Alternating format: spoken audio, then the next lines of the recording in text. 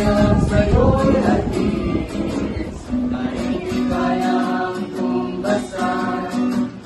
Mga awitin na pagsalimutan, ito ay langit at langit at lulusan. Ngunit ngayong masigla at masaya, ay makilala.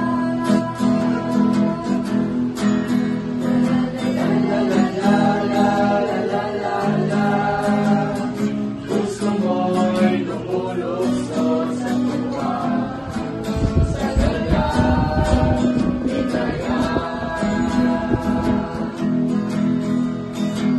Mga awiting makalangit, ibang ligaya.